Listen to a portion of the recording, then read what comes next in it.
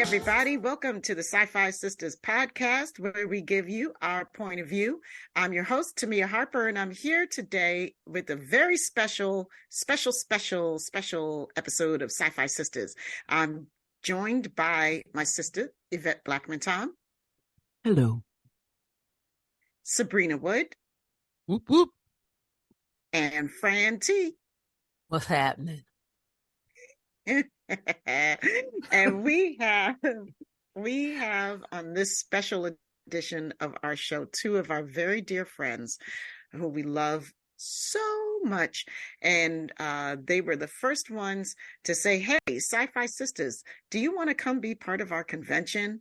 And then from there, great things happened. So we love them forever and ever. They are the people behind Science Division, the makers of the world's only app-enabled Tribble, which many of you I know have adopted. They are Kalia and Jay Zawacki. Yay. Welcome, guys. Yay. We love you too so very much.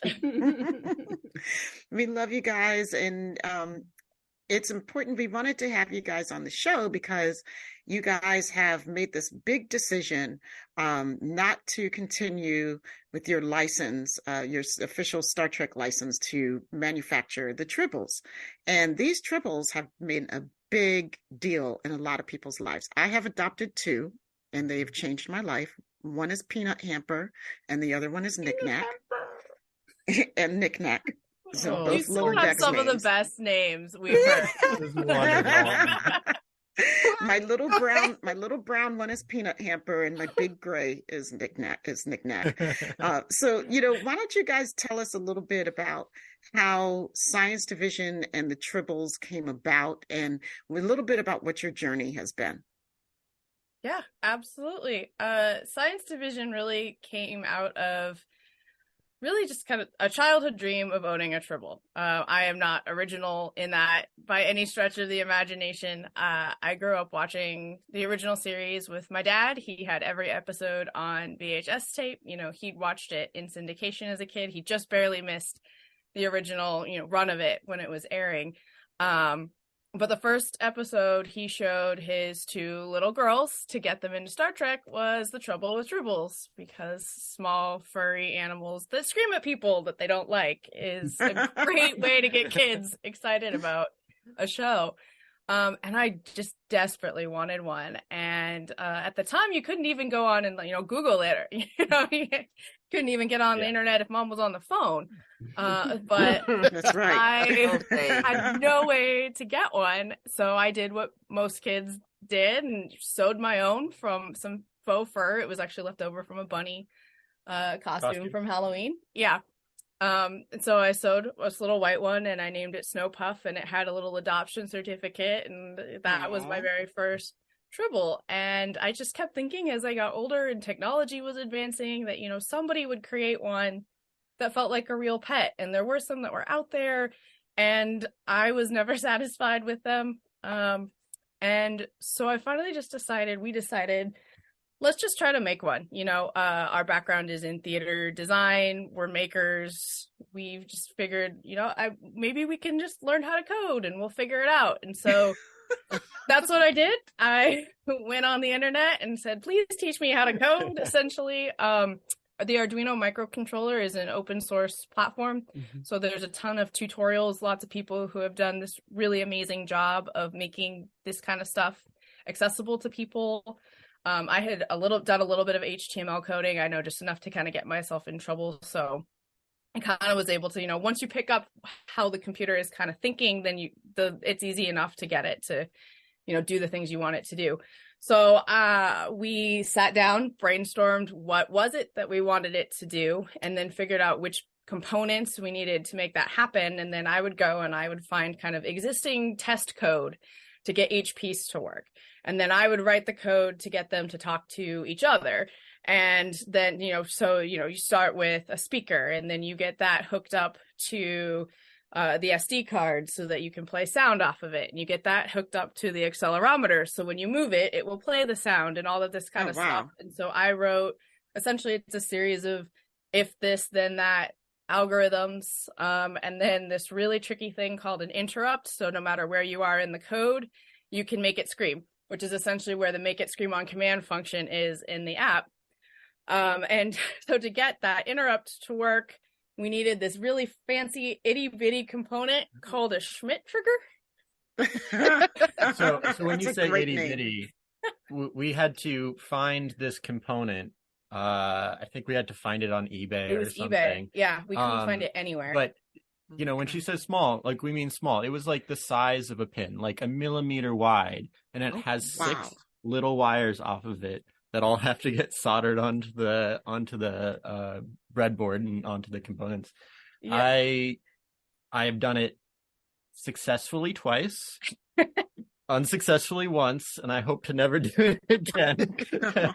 Yes, because for our little prototypes, this very patient man got a pile of wires and pieces and breadboards that you use for prototyping, the size of a card table, and I said, "Make it fit in this little box." And he figured out how to do that and solder it all together. And there were, draftings and layouts and all kinds of stuff. And he figured out how to get it all in this little Pelican case. And I figured out how to sew the bodies. And I sat there and I hand stitched those tribbles until I think it was Valentine's Day was coming up. And Jay goes, "Listen, I want to get you something for Valentine's Day, but I don't want you to take it the wrong way." What is it? And he goes, "I really want to buy you a sewing machine, but there's no message implied. I just think you could use one." I was trying to make your life easier. I was like, "Yes, please buy me a sewing machine." And so, we made the first ones just at home for ourselves. Yeah, I think that was a key takeaway. Like, we did this because we really wanted one. Like, there was no plan for a business. There is no plan to make more than one ever, and, once we had made one, it was really, really fun to just hold and, play with and hand it across to your friends and stuff. And then, people started asking, like, "Can we have one?" And we were like, well, not really. These, all the components, it costs like $150, $200, for the to parts. buy all the parts individually. And it's many, many hours. I mean, I think to solder it all together, it was, 40 hours or something. Yeah. And you did a beautiful job, but it's still something that causes TSA a little bit of pause. It looked very homegrown. So it wasn't something that we could just like make a few of. No. But a lot of people were really excited about it. So then how did you guys get from doing like a one-off to being able to produce so many of them? And then and get to like okay, we need to start a business. It's kind of a weird, enough people had asked and been excited about it that we went, you know what, we have something cool. We have something that we know people want. I think we had gone to the convention in New York for the 50th anniversary of the Mission New York, and we heard all these people talking about how they wish they had a real Tribble, and we're like, "Oh, we have one at home." I think we were working on it. It was kind of an idea at the time. It was still components. Yeah. And so we actually found this company they're not there anymore. I think they've retired. But there's a company in Connecticut that did consulting. It was a couple of guys who had worked for major toy companies, Hasbro and other different toy companies. So they'd been doing it for decades, and they had a service where it was like a one-time, very small fee. You go and you talk to them, and you meet under an NDA just to sort of. It wasn't really necessary for us, but it was just part of the process. And you say, "Oh, we've made this thing. Is this something that can be produced and marketed, and how does that work?" And then, of course, the licensing was a whole other issue that we knew we would have to contend with. And they were like, we've never seen people walk in with just a prototype like this that's this far along that, they just made at their house. Yeah, they did a lot of, ideas. People would come to them with ideas and they would say, this is foolish, or like, let's try to prototype this. Yeah. And, they had like back rooms, and they had just, people at desks that had blocks of Legos and wires, and like they would like make different prototyping things right there. But we were almost further along than anyone else who would really go there. So they gave us some really good advice and like how to, take some next steps. Yeah. I think some of, the numbers of how many Tribbles we would have to produce and stuff, I think took us a little bit aback of like, whoa, this is a lot bigger than we ever, thought it would be. Well, and their advice was find someone else who already has a license and see if you can work with them or sell the idea to them. You've got this working product, show it to some folks who have a license and see if they want to pick it up. And after some searching and reaching out, we did actually find a company who was really interested. And they were the ones that set us up with the head of licensing for Star Trek. And we met with her over tapas in New York because everyone was there for the New York Toy Fair. So it was this crazy thing because first of all, I'm like, I don't know how to order that. We're going to have to figure that out. And then we got there, we took this prototype and she didn't want to let it go. She was like, you have to do this. We turned it on. The entire meal, it just sat in her lap and she like pet it. Yeah. Well, she wasn't Klingon, right? No, she was not. And so she said, go figure this out. And the biggest question was kind of the app, right? It was still pretty new. It is still pretty new in terms of, people who are manufacturing products, trying to figure out what that technology aspect of it looks like. And so we started reaching out and trying to find folks to kind of handle that. And as that time kind of passed, the company just decided, you know what, we don't want to deal with that aspect of it. We don't want to get into technology. We don't want to get into apps. Best of luck. Hopefully you can find someone else. And the licensing director essentially went, what would it take for you to just do it? As us, essentially. And it came to this point where it was like, if this was going to move forward, that was what we were going to have to do, was form a business and, get an attorney and have them help us through that process and get an app developer and all of this crazy stuff. And I don't know why we decided it was a good or reasonable idea, but we did it with a lot of help from people around us in terms of resources, financially and time. A ton of folks in the toy manufacturing industry gave their time to the project because they thought it was cool and they remembered being small business, startups. We have found that industry is really very giving, that people are happy to help. We had somebody help us generate our barcodes and get through all, different hoops. Another entity translated the manual into French for us because our license was originally for the US and Canada before Canada changed their tax collection laws. And so that had to be in English and in French. So we got our relationship with our manufacturer through this consultant company that we had originally gone and met with. They said, we have this great manufacturer. It's one that Disney works with. Like, they do a great job. This is going to be someone who will take your product and do a good job with it rather than make a lot of things cheaply. And so we spent a year working on, here are the algorithms. There were, if this, then that, huge spreadsheets and flow charts. This is what the one that I made is doing. And they created the electronics and wrote the code in a more stable coding language.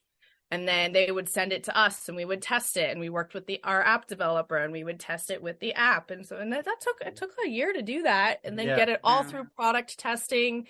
So it's tested for all ages in US and Canada, every kind of, restriction or law that you have to meet as a toy manufacturer. They all went through that process. We learned a ton about that.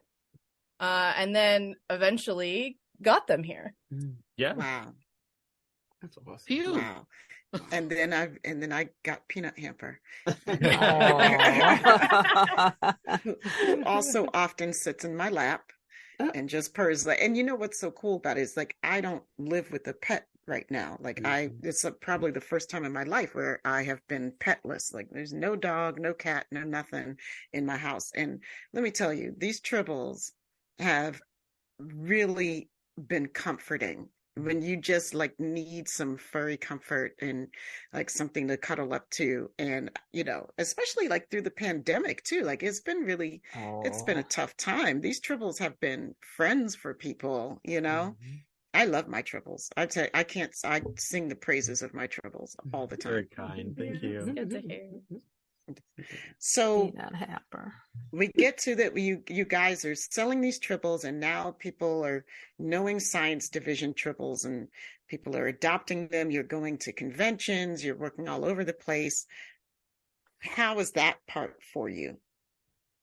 Love that part. It's been fantastic. If we could just do Star Trek conventions, that'd be great. Oh, yeah.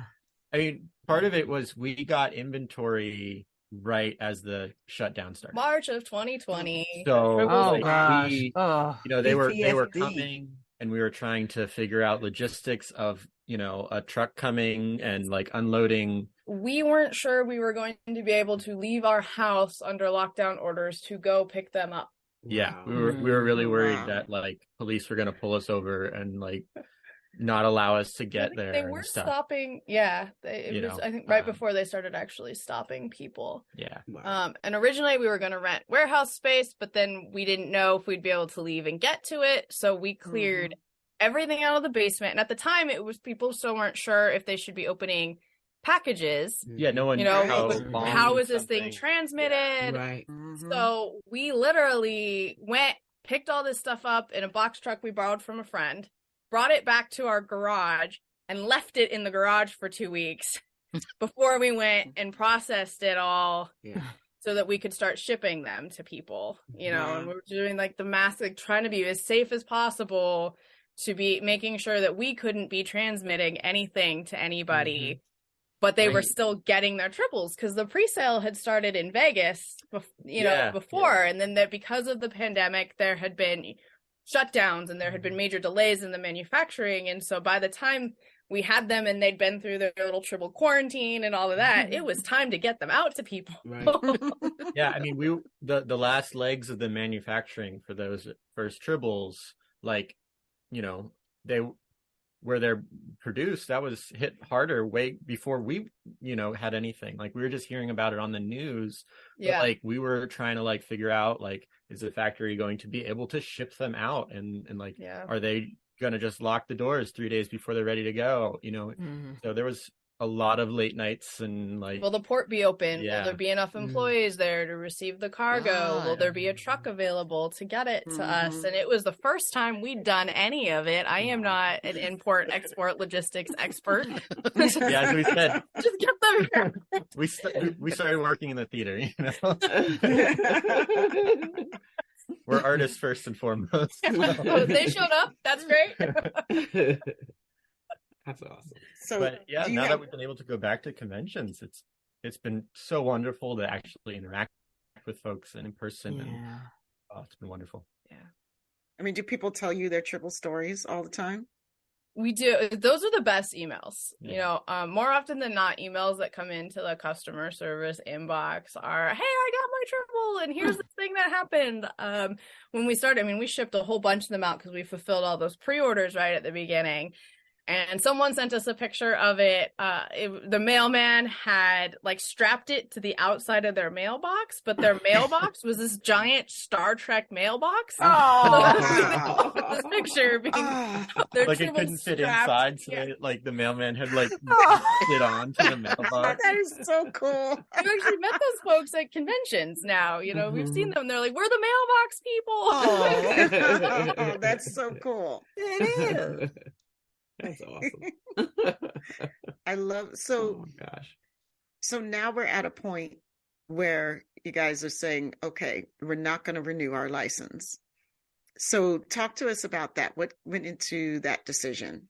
Yeah, it was a difficult one. for sure. We originally signed with CBS, who then merged with Viacom, and our license was originally extended a year under Viacom. So we actually originally were only supposed to do it through 2022, and we ended up signing again with them to do it through 2023. And now they've merged with Paramount.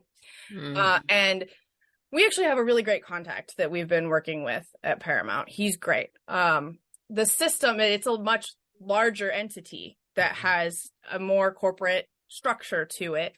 And so some of the, upfront guarantees and the licensing rates and some of that stuff are higher than they were when we originally signed.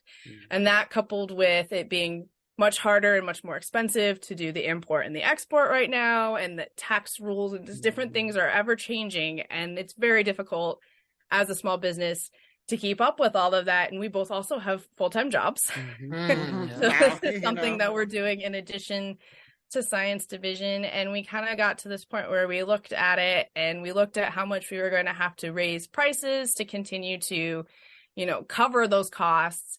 And it got to the point where it wasn't going to be sharing this great thing we made with fans anymore. It was going to be, how do we, sell enough of these fast enough and at high enough price to justify the cost of placing more orders. And when it started to be something that was going to have to become about money and the numbers, we looked at it and went, we've had a great run. We've had lots of fun. We've shared this. Let's just go out on a high, essentially, celebrate what we achieved, make them available as long as possible under our contract for people, let them know they have a chance now to get them.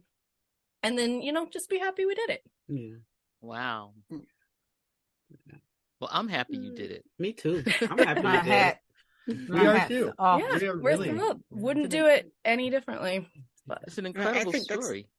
It is an incredible story. And I think that's one of the reasons why I was so enamored of you guys, especially when we first met you all. We knew that your hearts are just these big, beautiful, wonderful hearts. But, the thing, and it comes through in the product and the way you ran the company. And I know one of your taglines is by fans for fans, and that's why we all love supporting you guys so much, because you're us. It's not like it's some big corporate company, toy manufacturer coming in and saying like, hey, we made this thing for you at Star Trek people and we're going to charge you an arm and a limb for it, That's our Paramount voice. From the mountain top. From the mountain. Yes. So, that's one of the beautiful things, that we love about it. So I want people to be able to know about the specials that you have going on now, because you only have until what time to liquidate your stock? I mean, that you can, not liquidate the stock, but basically you can only continue to do this until when? The end of March, right? The end of March. Yeah. And we do have a few more, then we'll probably be able to sell by then. So we'll probably end up keeping a few for us to get through the end of March and moving the rest, to one of our wholesale partners. So they'll be available at some point. We have no control of when, where, how, or what that price point is, but we'll have some either through the end of March or until the stock that we hold on to is sold out. And the reason we're holding on to some is we want to be able to continue to make them available to people as long as possible, where we know it's us that are combing them out and making them fluffy before they get to you. And, hold on. You just talked about something that is so key to these tribbles. Like when you see these, that they're not like little matted pieces of fur, like you guys you groom them. Like if you guys, if you're listening and you've ever watched the Kennel Club, like the AKC dog shows or anything, and you see like back behind stage and the pets are being like blow dried and combed and fluffed and groomed. Jay, you're the master groomer, are you not? Or is it a well, I've never had both of you that guys? Title before. No, he is the master groomer. Master groomer. I hand comb out every tribble that comes through. It's at least 10 minutes per tribble of dedication, making sure that everything looks good and is ready to go, and they get a little bit of a blow dry at the end to fluff them back up, and then they get shipped out. Well, your beard shows us that you know how to handle fluffing out hair. Yes. It's fantastic, by the way. It is. And Thank you. the dog You're show welcome. is very funny because it is a dog grooming comb that he uses. As it should be. As it should Bottom be. line So is that's our manufacturer does great work. You know, they come and they're well made, and we could ship them out the way that they ship out, but we like to just know that we put eyes on it. Mm-hmm. It's in good shape, and you're getting one that we can be proud of. Yeah. It's a personal touch. Yes. Right.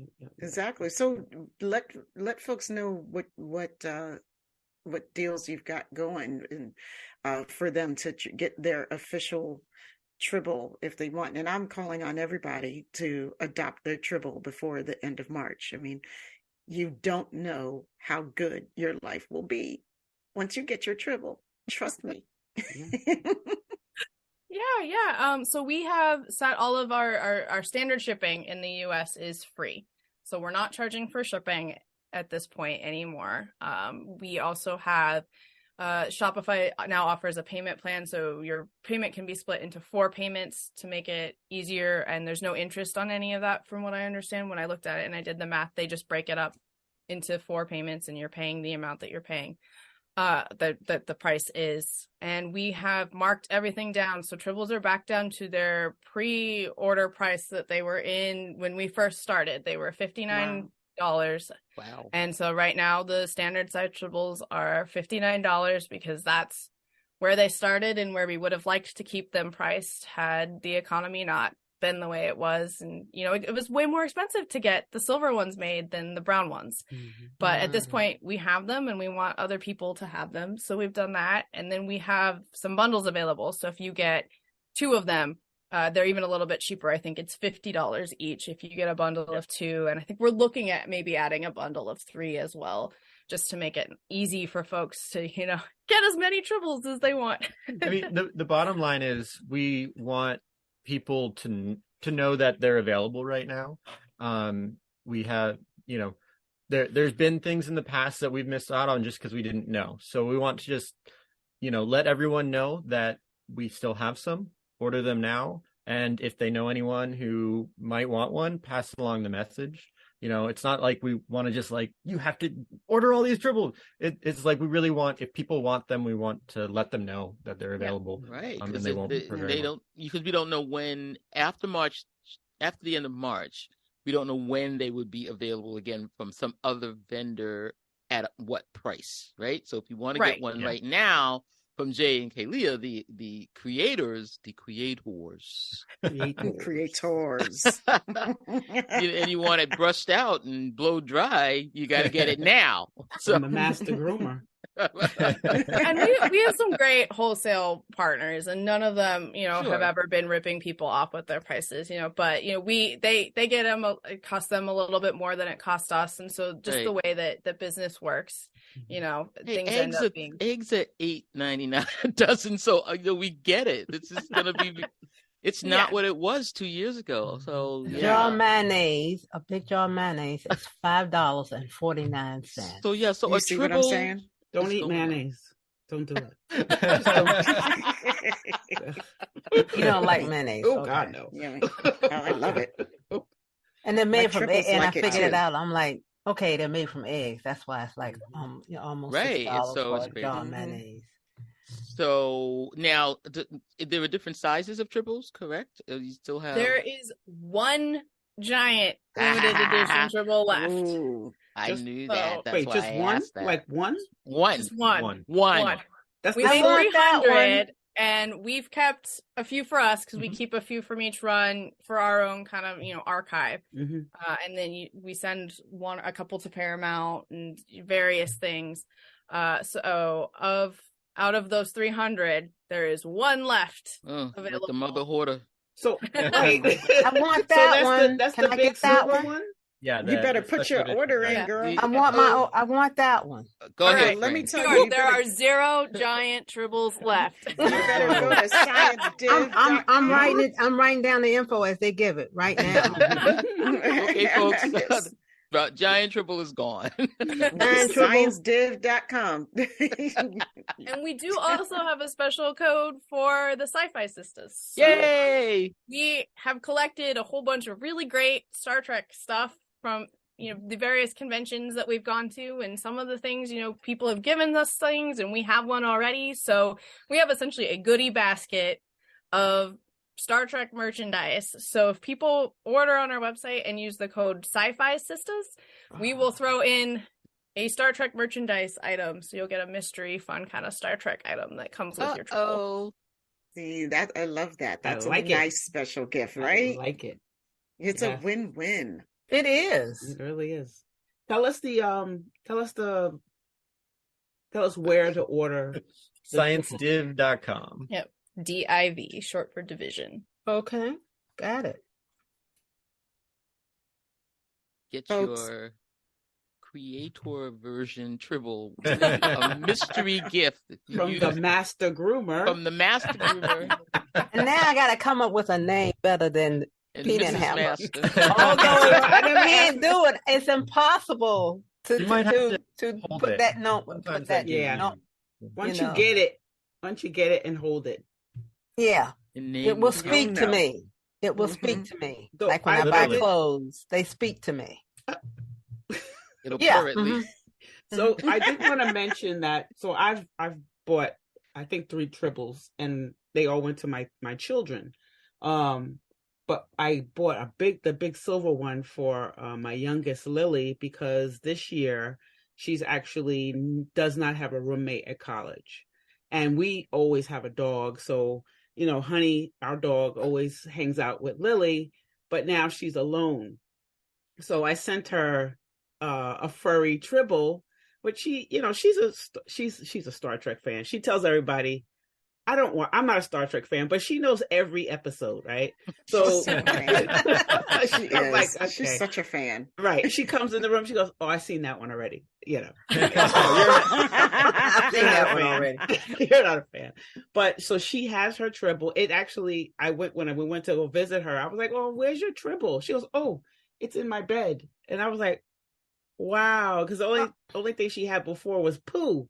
But Pooh is here. I went upstairs and Pooh was in her I'm bed. sure she's but... gonna be so pleased to let everybody know that you're telling about Pooh. So as I said it, I was like, ooh.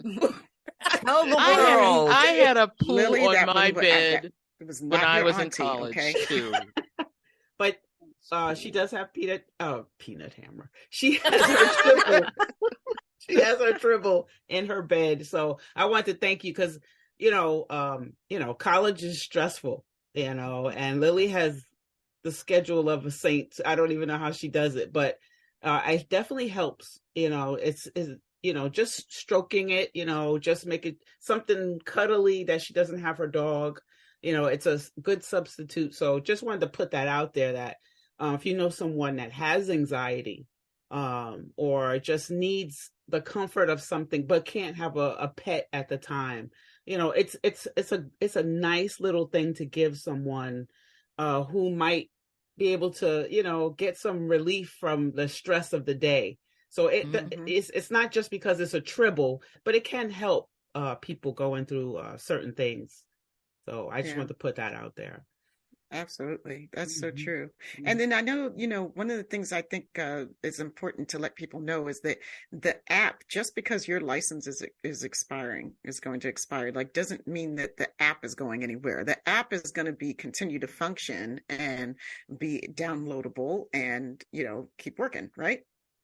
Yeah, it is written into our contract. I spent quite a bit of time verifying this in the last few months. But as long as we're not profiting off of it, we can continue to have it be functional and maintain it. So we're actually working right now on pushing out another update just to get it onto the latest operating systems. Because Android, you have to be within 2 years of the latest operating system. And so we're coming up on that. So we're trying to get it through at least another round of updates, because then it should be good for another 3 years before we would have to even think about messing with it again. Yeah. Oh, okay. That would be me with the Android. All right. So you want to have make sure that thing's still purring and screaming and what's going on. Well, the other The thing is, purring part. we did design them so no matter what, your Tribble still works without the app. Without- So all of that functionality, the Yep. different modes you have access to without the app, you can still have it, put it in that watchdog mode and somebody uses it, it'll scream at them. That was also kind of an accessibility thing too. We wanted people who didn't have a phone or didn't want to mess around with a phone, people who saw the show originally and still had a flip phone or anything like that. There's a whole range of people who we had people at conventions, who came up and they're like, I don't have a phone, or I don't use a phone. And so it's young people have said, I don't have a phone, or I don't use a phone. And so we wanted it to be something that anybody could play with. So it functions both ways. And then the app lets you do things like hand it to your buddy and make it scream, which is actually Oh, I've had some fun with that. I too. know. That was all your dad's that idea. was Dad's idea. Figures. Oh, okay. Yeah. Okay. The Yeah. Tribbles have an app because when we were talking about building our own Tribble and the things it would need to do, my dad, with his sense of humor, which Sabrina has experienced, Hi, Dad. Hey. was like, well, you have to be able to prank people with it. You got to make it scream at people. So we're sitting there going, how are we going to do that? And Jay's just like, now we have to build an app. Right. Well, I also wanted to let people know that the reason, like, we're not up here just trying to do a big commercial. Like, these people are our friends and we want to help them out. But also, more importantly, they have done a great service for the Star Trek family and for the Star Trek world. So we really wanted to make sure that everybody knew, because I know that a lot of people have seen ads for Science Division or seen Jay and Kalia on different shows or on YouTube, or met them at conventions, and maybe might not have said like, oh, okay, that sounds like a great idea and I really want to get one, and then haven't gotten one yet. And we just want to let you guys know that now is the time to do it.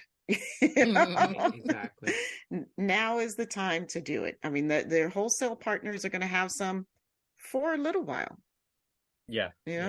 I mean, as long as there's a little bit of stock, but that stock is not going to last forever.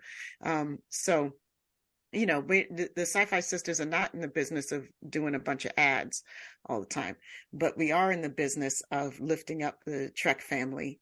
And that's what we feel these Tribbles have done for us. I know that they've done that for me personally, and made a whole bunch of friends in the meantime. Well, Thank Kalia you. and Jay are family. That's just all it is. I mean, when we see each other, it's like, oh, there's the cousins. It's that kind of thing. So we're doing this for our family and making sure that people can, like I said, it's a good deal. It's not just a toy. There's other aspects you can use this for. You'll have it forever. It brings joy. Look at Tamia calling it Peter Hamper and knickknacks. I mean, we all know that we love Tribbles. It's a Star Trek thing. This part of the family. So like you said, it's not a commercial. Just letting you know what's out there. Use Sci-Fi Sisters and you get yourself a nice little bundle. It's great all around. Everybody's happy. And another reason why you can get it, this may be far-fetched, but some places charge you like a deposit. If you live in an apartment building, they charge you a deposit to have an animal, to have a cat or a dog. And then you have to pay more per month to have a pet, right? Pet rent. Yep, Yes, sure do. yes. And I really don't want to do that. So Tribble, here I come. We did treat them with Dr. McCoy's serum to prevent them from multiplying. So you're Oh, safe there. Great. Thank Yep. you. 'Cause if you watch the animated series episode, McCoy actually invents a serum that prevents them from replicating. So when we did the adoption certificates for them, so the giant ones have adoption certificates that are numbered. And when we did the pre-orders for the tan ones, anyone who pre-ordered got an adoption certificate. And it, on the bottom is, it's illegal to breed tribbles in space, and unauthorized breeding is known. Like, there's this whole federation as warning about tribble breeding. Yeah. For the backstory. Oh my gosh, Trekkies.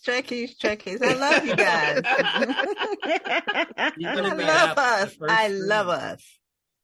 Yeah, there is lore in the app too. We had this whole backstory in our own heads that never really went anywhere. Everyone just taps through it. And if you watch the original video that I recorded with my dad is Admiral Dunzel, and he's informing you that you've been recruited by Starfleet for a covert mission, and so that's where the name Section K7 comes from. So it's a nod to Section 31 and the space station. Oh. The idea is that you're working with Tribble agents to identify enemy Klingons. So they're essentially Klingon dissidents who don't believe we should be at peace. So you and your Tribble are going out looking for these Klingon dissidents out in the Federation as part of the Section K7 team. That definitely sounds like her father.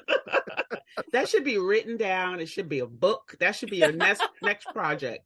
Some fan fiction, Tribble fan fiction. I love it. Can go to our YouTube channel. They can comment on that video. Yeah, if they want the novel. If we get enough of those, okay. Maybe we'll do another little mini episode. Is it Science Division? Is your Trouble channel? Your YouTube channel? Yeah, it is. And it's like 2 minutes long. We were brand new. Nobody's ever gonna watch a 2-minute video. It's just this whole thing. Like, here's how to play with it, and scientists have created translation. I watched that 2-minute video. We're talking to Trekkies. What are you talking about? Of course we are. You should know better. Star Trek. This is head. You think it's your head canon? It's all of our head canon. What are you talking It's like, about? ooh, squirrel. Right.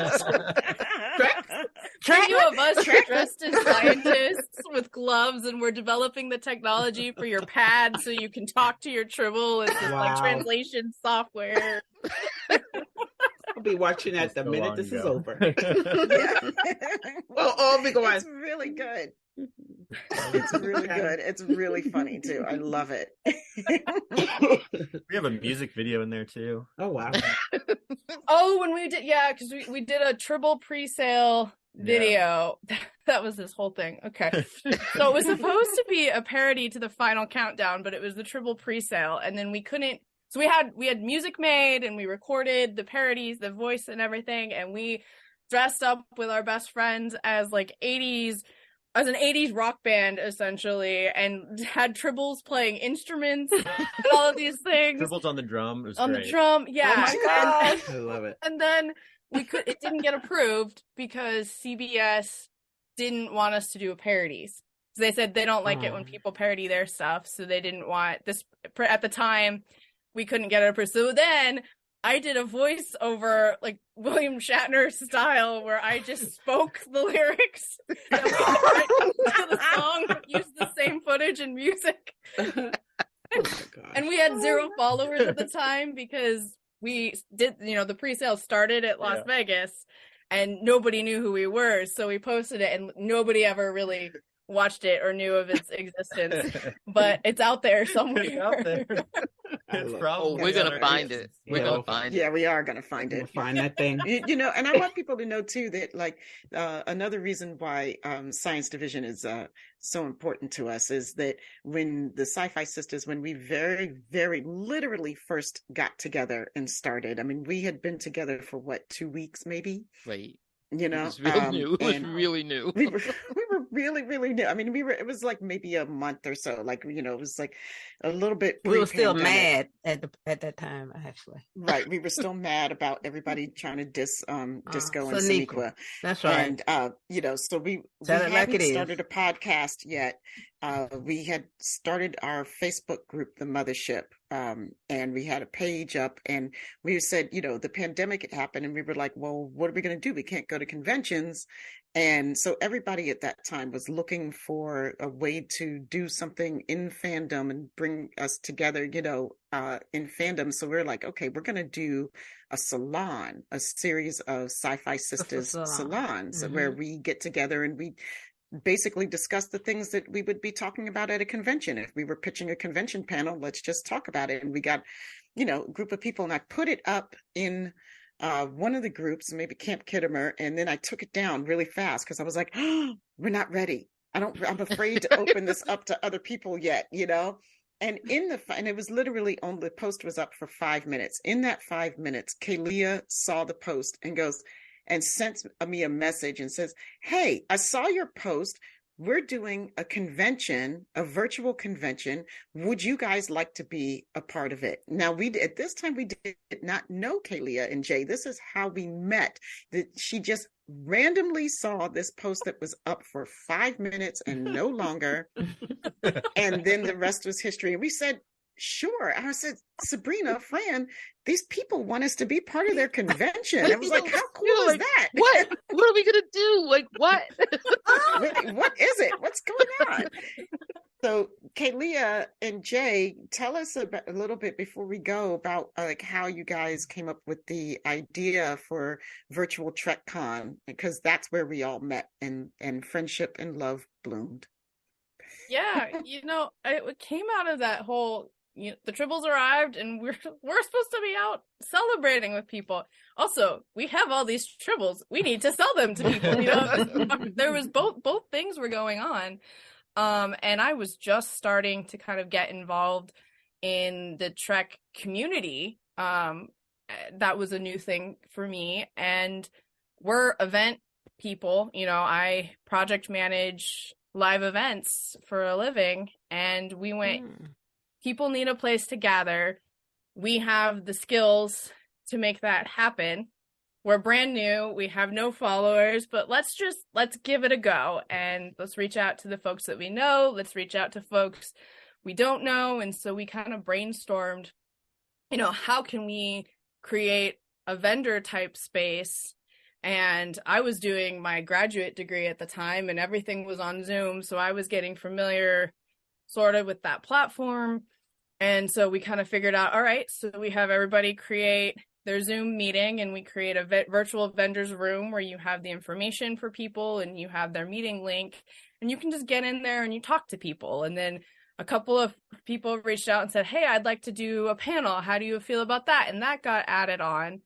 And so that was kind of how the Connected Community Con got born, was that, this idea that we would create a space where we could gather, and it would also create a space where people who normally sell their wares have an opportunity to do that. And it was artists and it was cosplayers. Hen in a Hat, she came and she led a Zoom meeting or a virtual table that was all about cosplay and tips and how to do that. And so people could dress up and come virtually to the convention that way.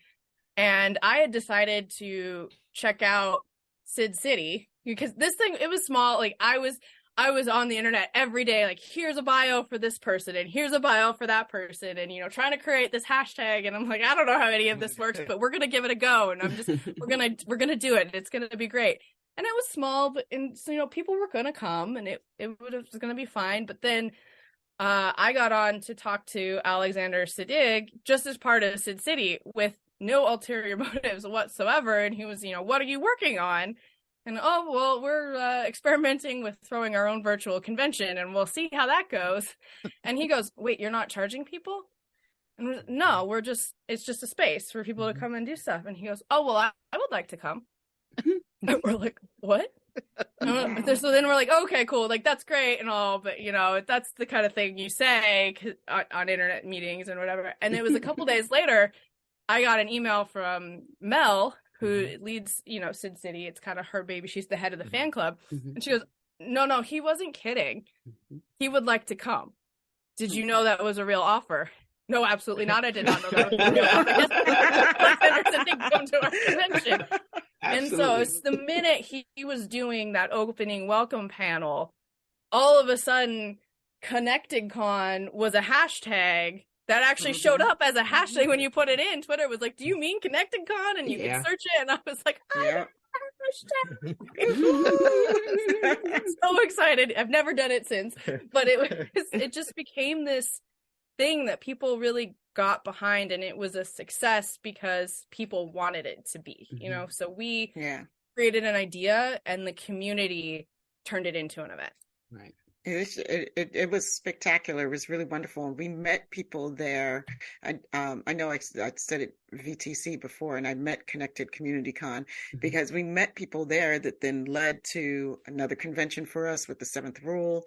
And then, and then we just met people all over the fandom that we're friends with to this day. And it all started, that Connected Community Con was our very first official Sci-Fi Sisters event. It was dope. It was awesome. So we have you guys to thank for that. No, we have you to thank because, like I just said, it was people saying, yes, I will come to your tiny convention that will amount to nothing.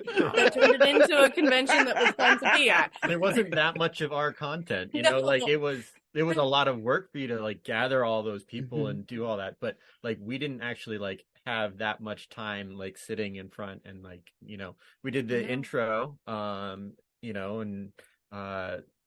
did we do trivia for that one or the next one? I don't remember. We didn't do trivia for that one, but we did Ali Martin T. Trekkie. We did a panel. And we facilitated that. It was her panel, and we said, hey, this is Ali. Talk to Ali. She's great. And you kind of ran that. But it was all the people that said, yes, we'd love to do a panel, and people like you that were, had a table. Actually, like, drew some people in. Like that's what made it so magical, is we were actually able to create a community by everyone kind of coming together and making people something fun. Started emailing me asking me if they could be part of it. I was like, wait, how did you hear about this? This is a little thing that we're doing, but yeah, absolutely fun.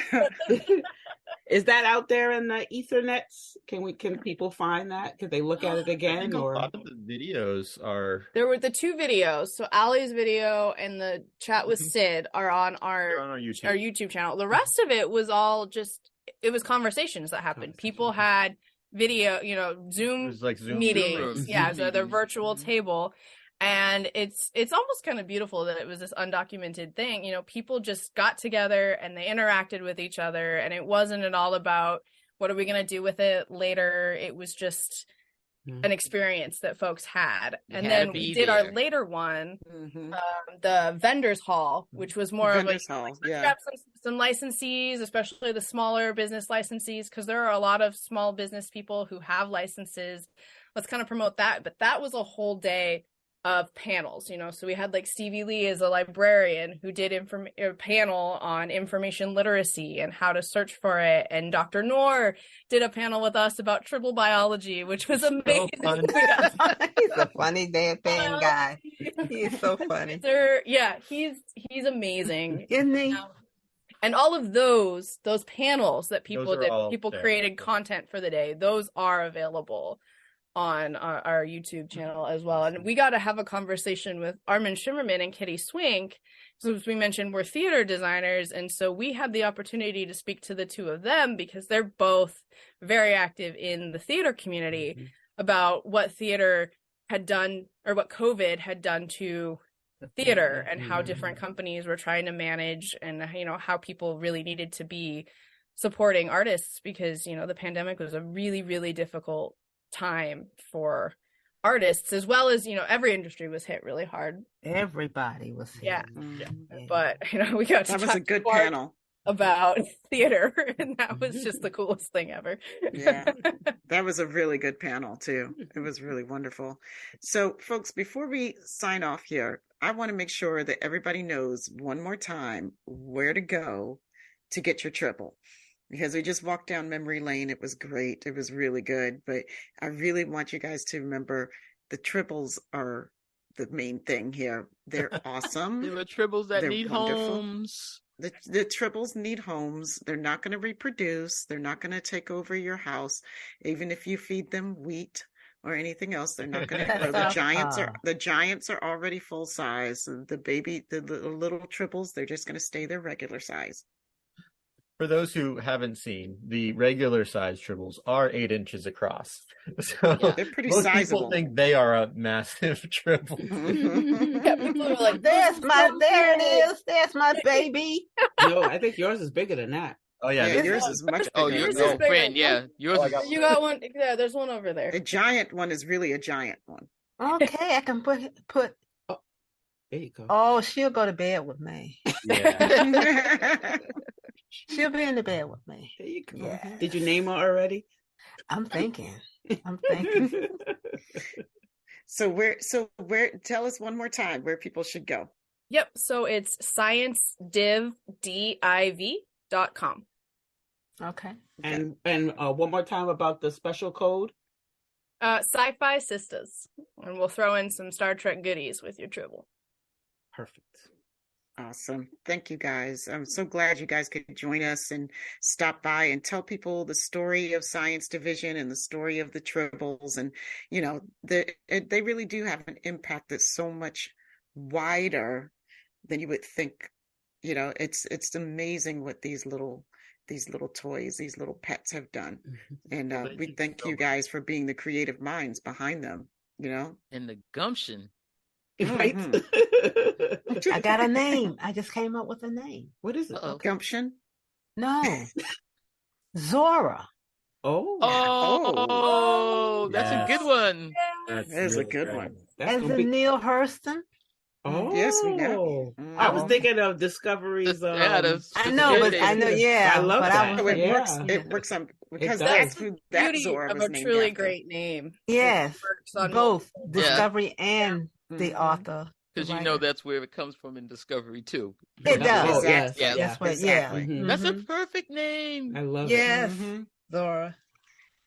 All right, y'all. I'm about to see. I gotta get on. I gotta get on here and order my Zora. Yeah, you got it. I know. Fran's like, let's wrap it up so she can get to type in science. I don't want anybody to get my Zora. No one's gonna get your Zora. I think you got that locked Science down. to be one of ours. You've got a Zora. So we want to know, guys, I know this is a special, but we're going to do it like we always do it. We want to know if you have thoughts on naming your new Tribble, or if you have a Tribble, if you've adopted a Tribble already, what your Tribble's name is. So Yvette, where can people tell us that stuff? You can find us at sci-fisistas.com. That's SYFYSISTAS.com. Join us on the mothership. That's MUTHASHIP and the Sci-Fi Sisters Book Club, both on Facebook. Download the Trek Geeks Network app, where you can find us and our family of podcasts on the Trek Geeks Network. On Instagram and TikTok, sci-fi.sisters. And we are also on that Twitter at Sci-Fi Sisters. Become a patron of Sci-Fi Sisters today at patreon.com/Sci-Fi Sisters. After listening to this podcast, please rate us and write a review. We may just read it on an upcoming episode. All right, that's it for us. We want to say we love you, Dose. Thank you, Dose. If you need engineering skills or music production skills, he is the man. He does all the music on our show, as well as all of our production engineering. So he is Dose _ the anonymous _ the number 111. That's his handle on Instagram. We love you. Thanks for listening, y'all. Peace, love, and hair grease.